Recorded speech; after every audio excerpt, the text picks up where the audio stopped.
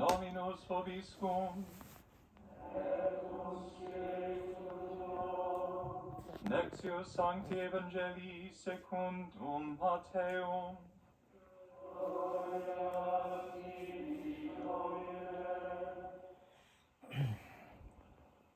The book of the genealogy of Jesus Christ, the son of David, the son of Abraham.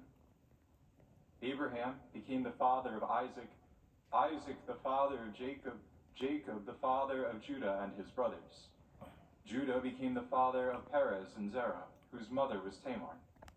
Perez became the father of Hezron, Hezron the father of Ram, Ram the father of Aminadab.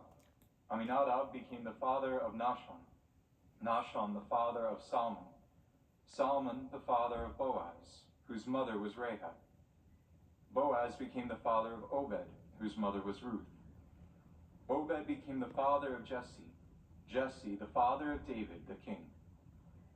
David became the father of Solomon, whose mother had been the wife of Uriah. Solomon became the father of Rehoboam, Rehoboam the father of Abijah, Abijah the father of Asaph. Asaph became the father of Jehoshaphat, Jehoshaphat the father of Joram, Joram the father of Uzziah, Uzziah became the father of Jotham, Jotham the father of Ahaz, Ahaz the father of Hezekiah, Hezekiah became the father of Manasseh, Manasseh the father of Amos, Amos the father of Josiah, Josiah became the father of Jeconiah and his brothers at the time of the Babylonian exile. After the Babylonian exile, Jeconiah became the father of Shealtiel, Shealtiel the father of Zerubbabel, Zerubbabel the father of Abiud, Abiud became the father of Eliakim, Eliakim the father of Azor, Azor the father of Zadok, Zadok became the father of Achim, Achim the father of Eliud, Eliud the father of Eleazar, Eleazar became the father of Mathan, Mathan the father of Jacob, Jacob the father of Joseph, the husband of Mary. Of her was born Jesus, who is called the Christ. Thus the total number of generations from Abraham to David is 14 generations. From David to the Babylonian exile, 14 generations. From the Babylonian exile to the Christ, 14 generations.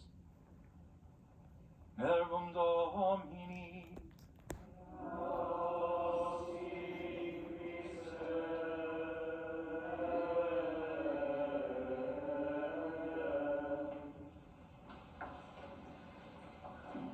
Father was more than happy to let me give the homily today.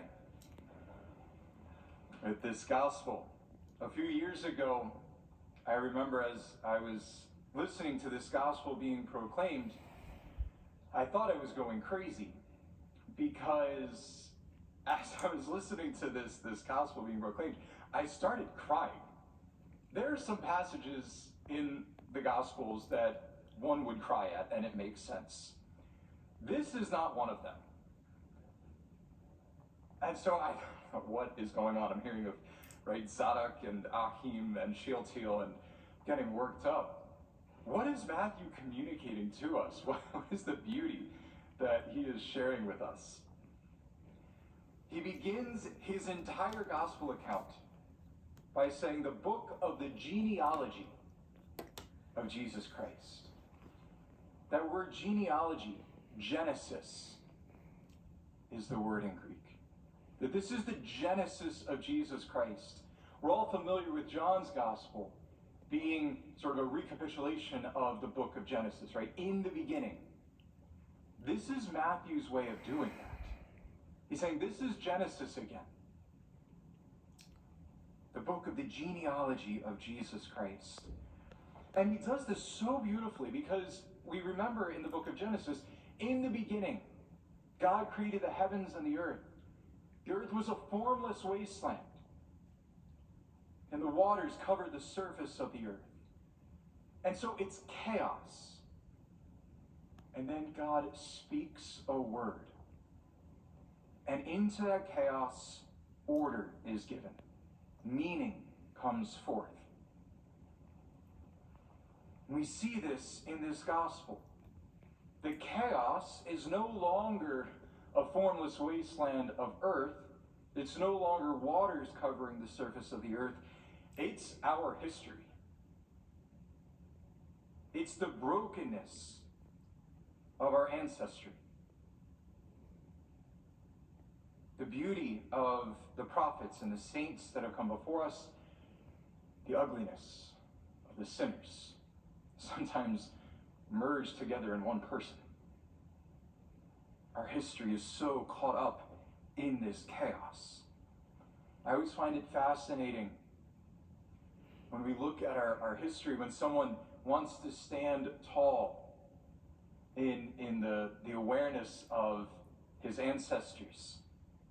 If there's someone in his family that was very broken, very sinful, it weighs on that person inordinately. You have all these good people in your family, but this one person, right? My father, my mother, my grandfather. And that weighs on us so much. And so we have all of these characters. This is the chaos that we look back to. And Matthew says, in the beginning, the earth was a formless wasteland, and then God spoke his word. And Jesus came to dwell among us. The Word was made flesh and dwelt among us. That Jesus comes forth to order the brokenness of our histories, our own individual history. Jesus comes into that not to get rid of it, but to bring it all together in himself and to make it beautiful again. So we can look back at our lives and we can say, yes, brokenness, but yes, Jesus. He is there. And who is this Jesus that comes to us? Matthew tells us very clearly.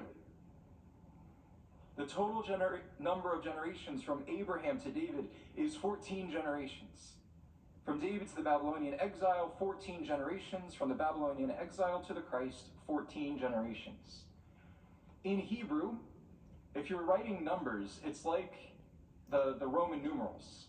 So if you want to know a number in the Roman numerals, you're writing letters, right? It's the same in Hebrew. The letters that you would put together to form the number 14 gives the name David. So what Matthew is telling us, he's saying, David, David, David. Right? David has come. He's coming in Jesus. You can see the excitement in Matthew. He's kind of a nerd, so there's this right, kind of nerdy way of communicating this excitement. But he is excited because David is coming into the world. And I think Matthew in particular would have appreciated this reality. David, who we're told, had the heart of God. David, who was a broken man, and yet revealed the heart of God. We see this when David's son Absalom is killed. Right? He had one request of his soldiers. When Absalom rebelled against him, his own son rebelled against him, and he starts this civil war. And so David sends out his troops to fight, and he says, keep Absalom alive. And then he's told that Absalom was killed. And he weeps. And he says, my son, if only it had been me. If only I had been the one who died instead of you. This is Jesus. God looking out at the brokenness of our histories, seeing us plunged into death, and he says, if only I could die for them. If only the curse would fall upon me and not them. Matthew sees this, and he says, David, David, David is coming. On December 17th, the church, very intentionally in her liturgy, turns our attention to the nativity of Jesus. to his coming into the world in Mary.